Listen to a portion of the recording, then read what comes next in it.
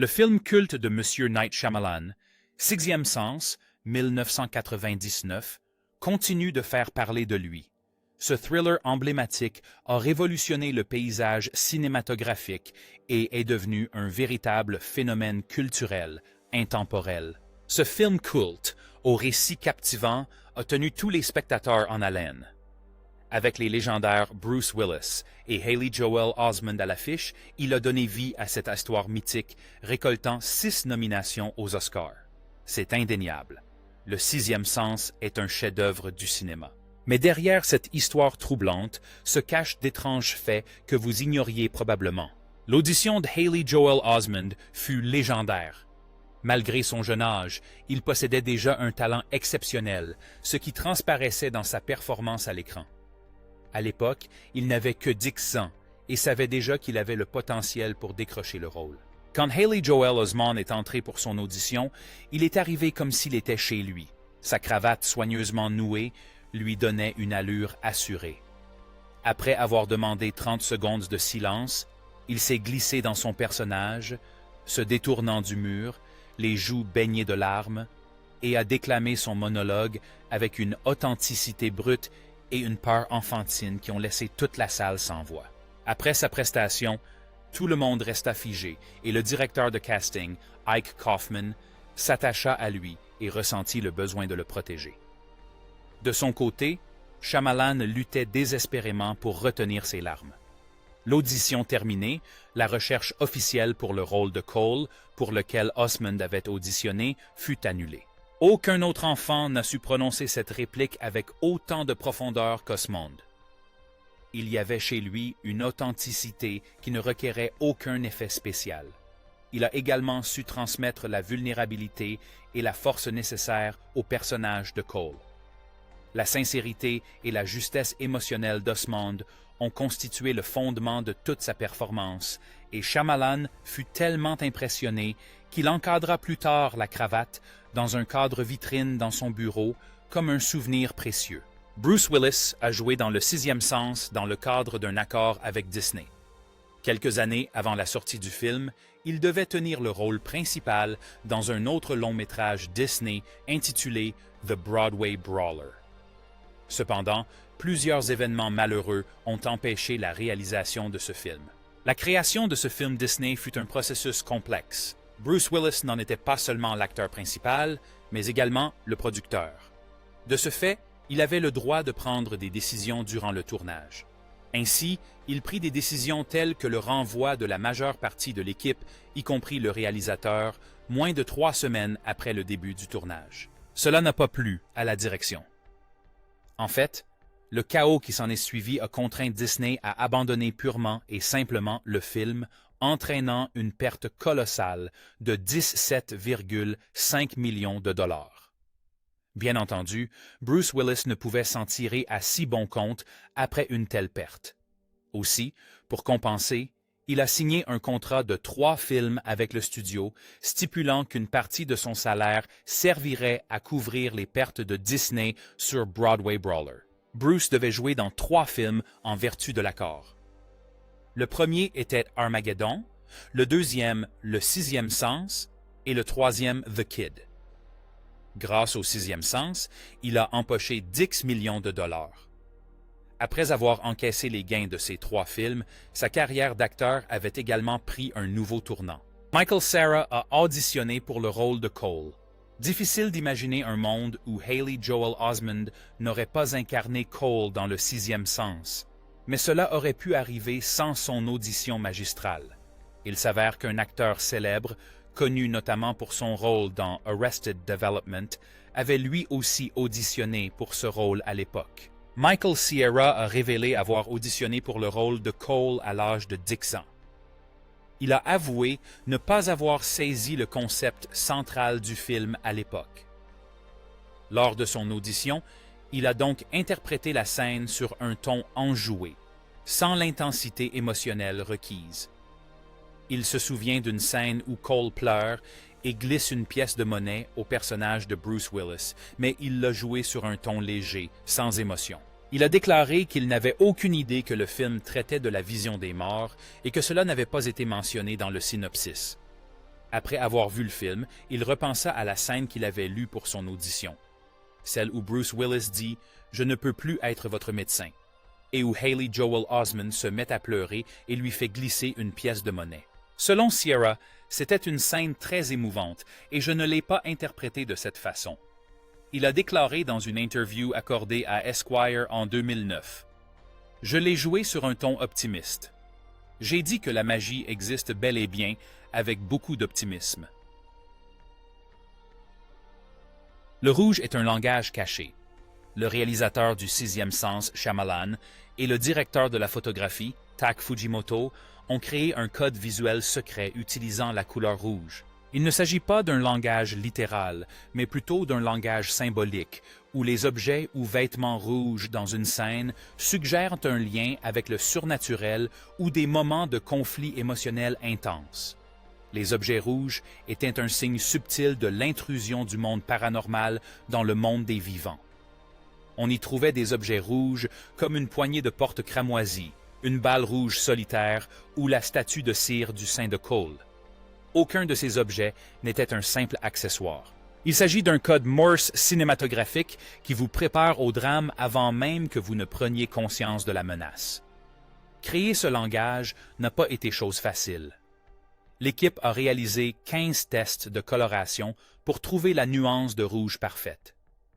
Il fallait également s'assurer qu'elle se détache bien sur la palette de bleu froid, volontairement sous-exposée, du film. L'utilisation du rouge par le réalisateur était brillante. Il souhaitait suggérer la présence de fantômes ou les moments où le monde des vivants et celui des morts se rencontrent, et c'est exactement ce qui s'est passé. Cette technique subtile a influencé l'inconscient du spectateur et a prouvé qu'une seule couleur peut susciter un frisson d'effroi plus rapidement et plus efficacement que n'importe quel artifice scénaristique facile. Shyamalan a parfaitement utilisé le rouge pour souligner des moments précis et renforcer l'atmosphère du film ainsi que la narration. Bruce Willis n'était absolument pas au courant. Afin de préserver tous les rebondissements surprenants du film, le studio a tout mis en œuvre pour garder le secret, même auprès de la star du film, Bruce Willis. Bruce a reçu un scénario incomplet, amputé des 10 dernières pages, afin de préserver son ignorance du dénouement. La véritable fin était un fichier numérique protégé par mot de passe, appelé le coffre-fort, accessible uniquement à quelques personnes. Le réalisateur et les producteurs du film ont veillé scrupuleusement au secret de la fin, prenant toutes les mesures nécessaires pour la garder confidentielle. Même les membres de l'équipe avaient interdiction de discuter des points clés de l'intrigue, comme les alliances ou les moniteurs d'hôpital, en présence de Willis pendant les séances de remplacement automatique des dialogues. Willis a même enregistré des répliques provisoires pour tromper les ingénieurs du son. Son choc authentique lors de la première projection était exactement la réaction souhaitée par Shyamalan, qui a ainsi gardé Bruce Willis dans l'ignorance des principaux rebondissements du Sixième Sens jusqu'à la fin du tournage. Willis a déclaré que la révélation de la mort de son personnage dans le film l'avait surpris.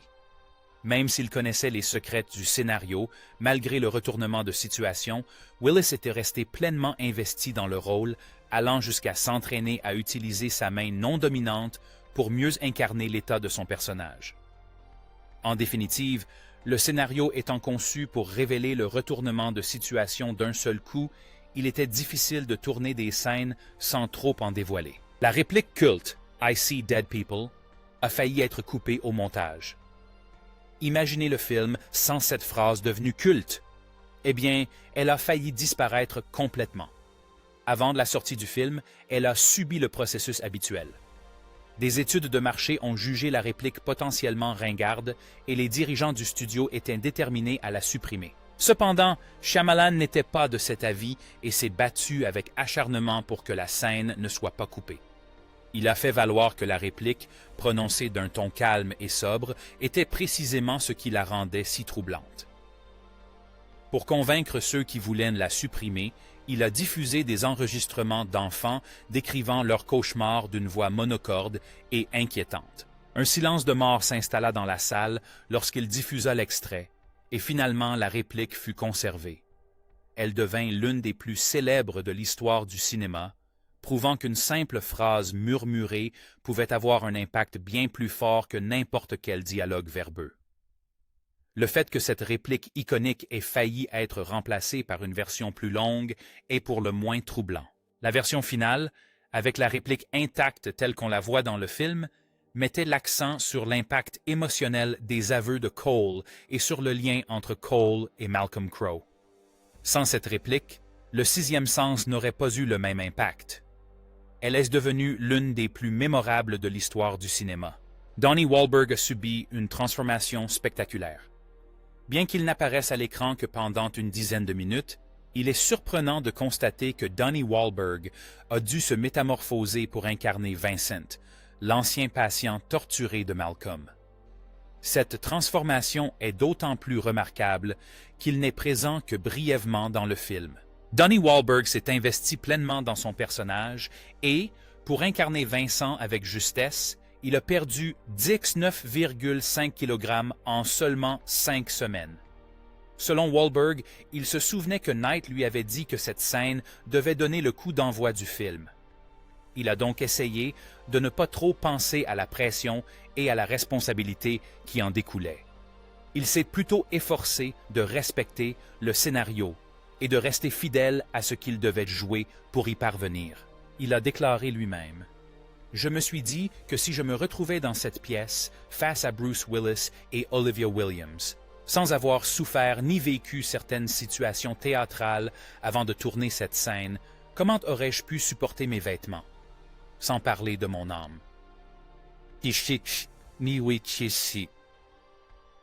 C'est donc ce qui m'a motivé.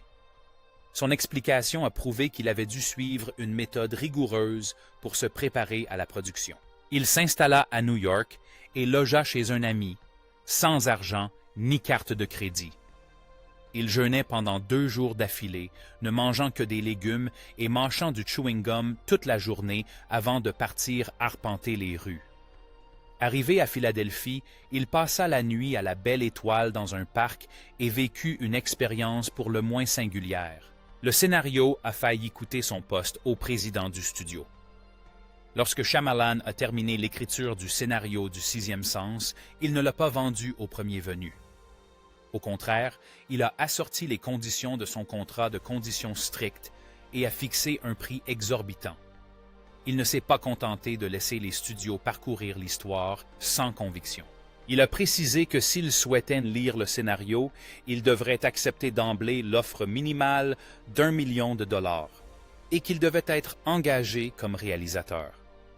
À l'époque, Shyamalan n'était pas un cinéaste relativement connu, mais il croyait tellement en cette histoire qu'il était prêt à risquer sa carrière. Lorsque David Vogel, le président de la production des studios Walt Disney, a lu le scénario, il a été tellement impressionné qu'il en a acheté les droits pour 2 $, 25 sans l'approbation de la direction. Il voulait éviter la surenchère, mais il s'est attiré les foudres de Disney pour sa décision non conventionnelle.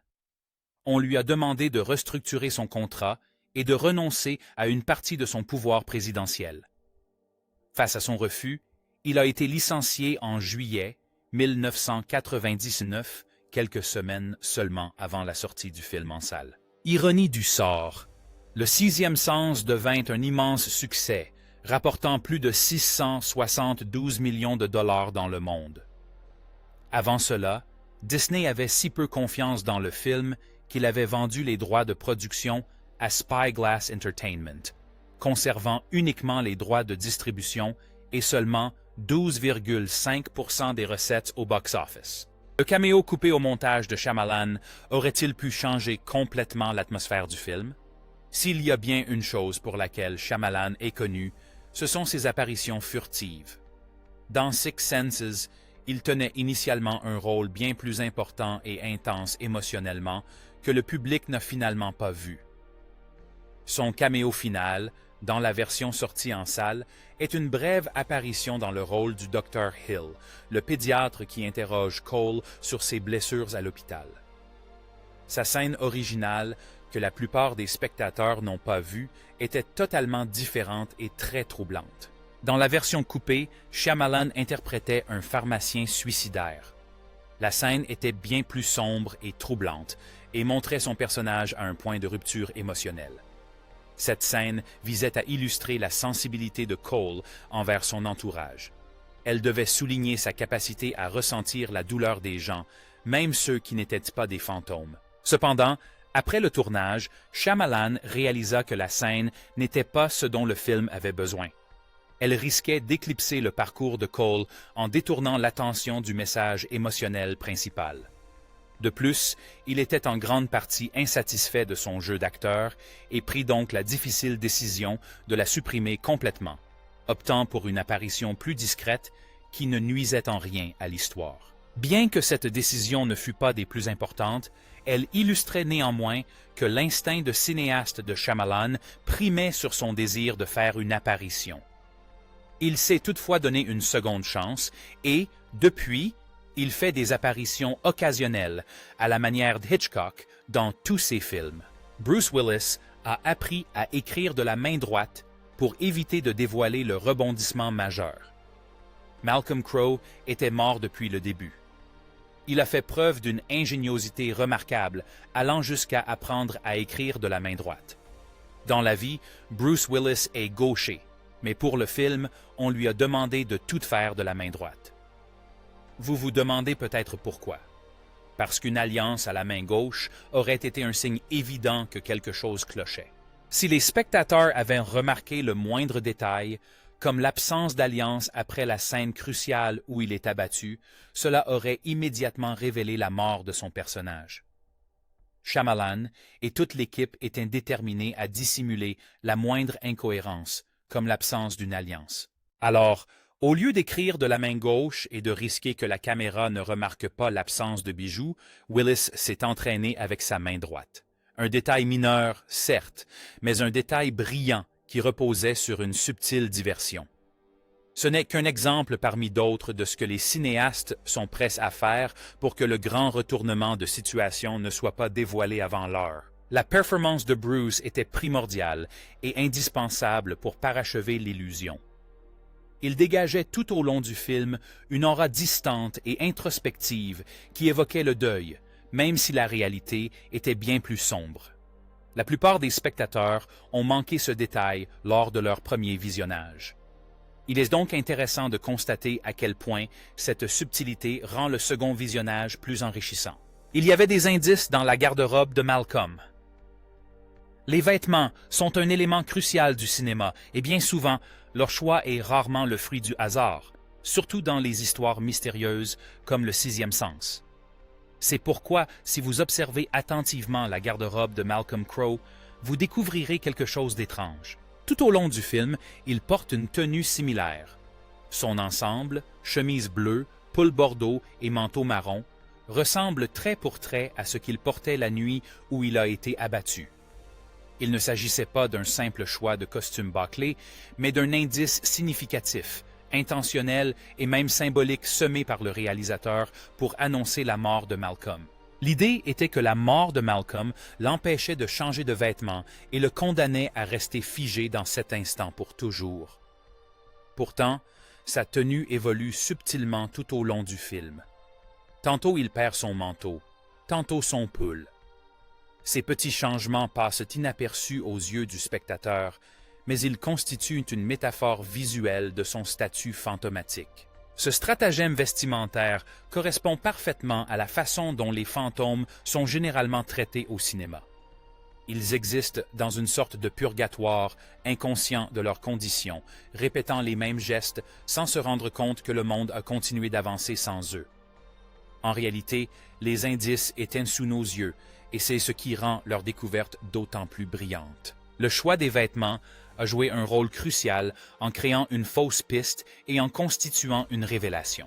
La réplique « Je vois des morts » a failli révéler le plus grand secret du film. Cette phrase est instantanément devenue culte auprès des spectateurs. Pendant des années, on l'a répété à voix basse, avec le même ton dramatique, et on l'a même parodié. Pourtant, lors des premières projections du sixième sens, cette même réplique a failli révéler le plus grand secret du film. Il s'avère que le producteur Frank Marshall craignait réellement que l'interprétation envoûtante de Haley Joel Osment, suivie d'un lent zoom délibéré sur le visage de Cole, ne dévoile au public que Malcolm était l'un des morts. Il avait l'impression que la caméra s'attardait un peu trop longtemps, comme si elle criait au spectateur de faire attention, le menant ainsi droit au grand retournement de situation. Il suggéra donc de modifier ou de raccourcir la scène. Mais Shyamalan était sûr de sa vision et il a insisté pour que la scène reste intacte. Étonnamment, les spectateurs des projections test n'ont pas perçu la subtilité de la scène. Celle-ci a donc été laissée telle qu'elle. Malgré la réplique culte et l'emphase cinématographique, la plupart des spectateurs ignoraient superbement sa signification. La scène a donc été laissée telle qu'elle. Et c'est un véritable miracle que le film ait osé une telle audace sans rencontrer le succès escompté. Le public n'a jamais vraiment saisi le grand retournement de situation, même si la vérité lui était chuchotée à l'oreille. Sans cette réplique, le film aurait pu perdre l'un de ses moments les plus emblématiques et glaçants. Heureusement, elle n'a donc pas révélé le plus grand secret de tous. La bande originale a failli tout gâcher. C'est le plus étrange, et avec le recul, elle aurait pu tout ruiner. Imaginez entrer dans un magasin de musique en 1999, impatient d'acheter la bande originale du Sixième Sens avant même d'avoir vu le film au cinéma. Vous prenez le CD, vous tournez la pochette pour lire la liste des titres, et là, surprise. Une chanson s'intitule « Malcolm est mort ». C'était presque la réalité. Si l'on a pris grand soin de préserver le rebondissement final, on a beaucoup moins scrupuleux la liste des titres de la bande originale. Le dernier morceau de la bande originale de James Newton Howard s'intitulait « Malcolm is Dead ». Bien que la bande originale ne soit sortie que quelques semaines après la sortie du film, elle aurait gâché la surprise pour quiconque aurait écouté le CD en magasin avant d'aller au cinéma. Un détail étrange dans l'histoire du film qui aurait pu tout changer. Tous les membres de l'équipe du film devaient garder le secret bien gardé, mais un détail aussi insignifiant qu'un titre de morceau aurait pu tout faire basculer. C'est d'autant plus étrange que ce titre n'était pas le fruit du hasard. Il reflétait simplement l'intensité émotionnelle du morceau. Heureusement, Six Sense a échappé de justesse à ce piège et la surprise est restée intacte, laissant le public bouche bée. Bruce Willis était l'âme de la fête. Quand on pense au Sixième Sens, on imagine tout de suite l'atmosphère pesante et la tension dramatique. Mais l'ambiance était bien plus détendue hors caméra et c'était entièrement grâce à Bruce Willis. Willis était connu pour son humour et son charisme sur le plateau. Il veillait à maintenir une ambiance positive, même si le film était plutôt morose. Il organisait des fêtes pour le chat et l'équipe, et il jouait même le rôle de DJ pour les adultes lors des soirées entre amis. Le moment le plus mémorable reste sans doute celui où Bruce Willis a infligé sa toute première gueule de bois au très jeune Shyamalan. D'après Shyamalan, Bruce lui offrait en plaisantant de petits verres d'alcool qu'il appelait des bonbons. À l'époque, le réalisateur avait une vingtaine d'années et était relativement inexpérimenté en matière d'alcool. Aussi, pour ne pas paraître ringard devant son acteur vedette, il buvait ses verres pour se réveiller le lendemain matin avec de profonds regrets. Shyamalan se souvient aujourd'hui de ces moments avec amusement.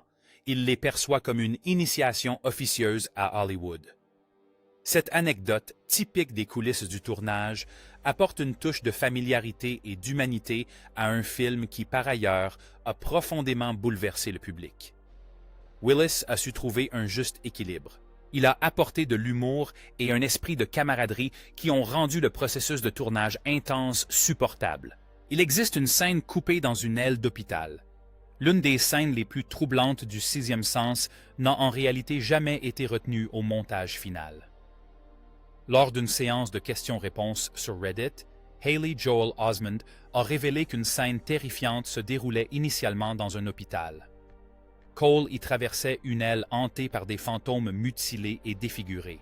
D'après Osmond, cette scène a été filmée dans un couloir long et étroit, aménagé pour ressembler à un service hospitalier abandonné. Il a déclaré que les fantômes étaient terrifiants, Certains étaient mutilés, d'autres avaient des plaies ouvertes. Et tous semblaient vouloir entrer en contact avec Cole lorsqu'il passait en silence. L'horreur du film réside surtout dans ce que l'on ne voit pas. Cette scène aurait relégué cette théorie au second plan, conférant au film une dimension plus horrifique classique. Cependant, Shyamalan a décidé de la couper, la jugeant trop intense et préférant un suspense psychologique à un film d'horreur plus traditionnel. Le sixième sens n'a jamais misé sur des effets faciles. Son essence résidait dans la subtilité et la force émotionnelle de son récit, et la scène d'hôpital supprimée n'y avait pas sa place. D'après la description qu'en fait Osman, une scène coupée du sixième sens montre un personnage regardant par la fenêtre d'un hôpital et apercevant une aile entière où des personnes horriblement défigurées et mutilées se tiennent à chacune des dizaines de fenêtres. Je pense que Knight a judicieusement supprimé cette scène, car le film n'est finalement pas trop sanglant et laisse libre cours à l'imagination, force la plus terrifiante à l'œuvre. La sœur de Mischa Barton a hurlé pendant la post-production. Plus de 20 ans après la sortie du film, la plupart des acteurs ont admis ne pas avoir réalisé à quel point il était effrayant avant de le voir. Mischa Barton, membre de la distribution, a notamment apporté un éclairage sur ce point. Elle n'avait que 13 ans lorsqu'elle a incarné Kira Collins, la jeune fille fantôme qui apparaît en train de vomir sous le lit de Cole, une scène qui a surpris et bouleversé les spectateurs. Si la scène était effrayante à l'écran, elle a eu un effet similaire lors de la post-production. Pour Mischa Barton, le moment où elle a réalisé à quel point elle était terrifiante est survenu lorsqu'elle est entrée dans la cabine de doublage. Elle a dit « Ma petite sœur était avec moi parce qu'on était allé dans un studio à New York pour enregistrer des dialogues et elle a complètement pété les plombs. Vous savez qu'il ne faut pas faire de bruit pendant les enregistrements? » Elle a hurlé à plein poumon. Ma mère a dit « Oh mon Dieu !» Elle a dû l'emmener dehors. Ma sœur a dit « C'est la chose la plus effrayante que j'ai jamais vue. »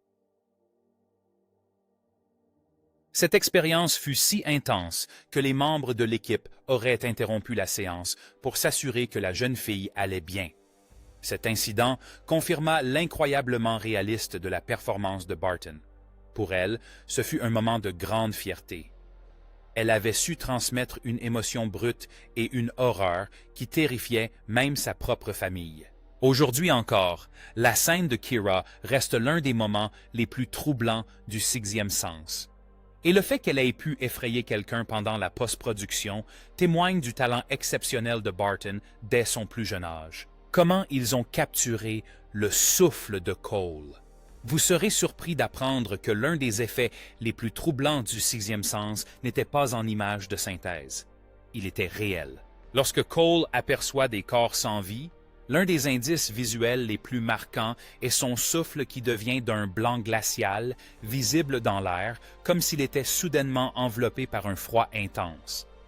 Au lieu d'ajouter cet effet en post-production, le réalisateur Shyamalan a insisté pour le réaliser à l'ancienne.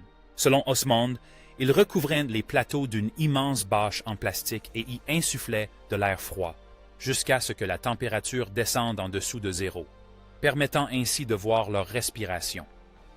Le temps passé sous cette bâche était limité en raison du froid extrême, et Osmond était en sous-vêtements dans la plupart des scènes. Shyamalan a également expliqué. À l'époque, les effets spéciaux numériques n'étaient pas suffisamment perfectionnés pour que je sois à l'aise avec la respiration. Osmond ne jouait pas la comédie. Il faisait froid, et cela se voyait sur sa peau, il frissonnait. Même aujourd'hui, avec les effets spéciaux numériques, je referais peut-être la même chose à cause de l'impact que cela a sur les acteurs. Opter pour la méthode traditionnelle était un coup de génie, car le résultat était parfait. Quand les spectateurs voient les volutes de souffle blanc s'échapper de la bouche de Cole, ils comprennent immédiatement que quelque chose cloche et qu'une présence d'un autre monde est proche. C'est une image subtile mais puissante qui reste gravée dans la mémoire même après la fin de la scène. Il est possible que le sixième sens ait été tourné dans des décors hantés. De nombreuses scènes d'intérieur ont été filmées dans un ancien centre de congrès de Philadelphie, ville natale de Shyamalan. À l'époque du tournage, le centre était désaffecté et le lieu était idéal. Ses longs couloirs résonnants et son style architectural d'époque conféraient au film une esthétique à la fois riche et inquiétante. D'après certains membres de l'équipe, l'atmosphère angoissante n'était pas seulement palpable à l'écran. Elle était bien réelle. Osmuth a décrit le décor comme de grands couloirs de marbre vides, évoquant presque l'ambiance de Shining. Il a également affirmé être convaincu que JFKE avait prononcé un discours lors de sa campagne de 1960. Il l'a décrit comme un lieu très ancien et richement orné, avec de profonds escaliers de marbre descendant sous terre. Il affirmait que les espaces vides lui donnaient la chair de poule, surtout lorsqu'il marchait seul entre les prises. Mischa Barton, qui incarnait le fantôme de Kira, partageait cette impression. Elle était convaincue que le lieu était véritablement hanté. Pendant le tournage de ces scènes, elle racontait s'être souvent sentie observée ou avoir froid, même lorsque la climatisation était en panne. Elle n'était pas la seule. D'autres membres de l'équipe ont rapporté avoir ressenti des sensations étranges ou entendu des bruits inexpliqués lors des tournages tardifs. Toni Collette portait une perruque. Lorsqu'elle est venue auditionner pour le rôle de Lynn, la mère de Cole, elle avait tellement modifié son apparence que Shyamalan craignait de ne jamais pouvoir convaincre Disney de l'engager. À cette époque, Shyamalan avait vu un film avec Collette, intitulé « Le mariage de Muriel », et il avait été impressionné par elle. Pour éviter tout malentendu, il prit la décision audacieuse de ne pas montrer la vidéo de l'audition au studio, craignant que son apparence ne les inquiète. Elle venait de terminer le tournage de son film précédent qui l'avait obligée à se raser la tête. Au moment des auditions pour Le Sixième Sens, ses cheveux n'avaient pas repoussé et elle était toujours chauve. Shyamalan a choisi de ne pas montrer la vidéo de son audition au studio. Au lieu de cela, il a plaidé sa cause en coulisses, vantant son incroyable talent d'actrice et son registre émotionnel exceptionnel. Il leur a confié qu'il souhaitait engager l'actrice qui jouait la scène du mariage de Muriel. Bruce Willis l'a ensuite soutenu car il adorait le film. Finalement, ils ont pu l'engager sans que le studio n'ait vu l'audition et Shyamalan s'est senti très chanceux. Quant à sa coiffure dans le film, il s'avère que Toni porte une perruque tout au long du Sixième Sens. Shyamalan a admis qu'il n'avait même pas de perruque, alors celle-ci provenait de Velvet Goldmine. Toni Collette a vécu des expériences paranormales. Pendant le tournage à Philadelphie, l'actrice qui incarnait Lynn, la mère débordée de Cole, a été perturbée par des phénomènes inexpliqués hors caméra. Selon elle, alors qu'il tournait des scènes de Sixième Sens, elle a ressenti des choses étranges. Dans sa chambre d'hôtel à Philadelphie, elle s'était mise à méditer beaucoup. Puis, la nuit, elle se réveillait, se retournait et regardait l'heure. C'était toujours le même chiffre qui se répétait. C'était soit Saint-11, soit 3h33, soit 4h44. Cela a commencé à l'inquiéter sérieusement. Au début, elle n'y a pas prêté attention, mais plus cela se répétait, plus cela l'effrayait. Collette s'efforçait de ne pas tirer de conclusions hâtives. Elle n'a jamais prétendu avoir vu de fantômes, mais elle trouvait la répétition de ces soirées tardives un peu trop troublante. Ces 20 anecdotes étranges sur le Sixième Sens prouvent à quel point le film était brillant. Du choix des acteurs aux expériences paranormales vécues dans la vraie vie, chaque aspect de ce film est une nouvelle raison de s'y intéresser de près. Le Sixième Sens restera à jamais l'un des plus grands films de l'histoire du cinéma, et il continue de nous hanter, même après toutes ces années. Lequel de ces faits vous a le plus surpris? Dites-le nous dans les commentaires si vous avez apprécié ces anecdotes insolites. N'oubliez pas de liker, partager et vous abonner à la chaîne. Avant de partir, regardez les autres vidéos.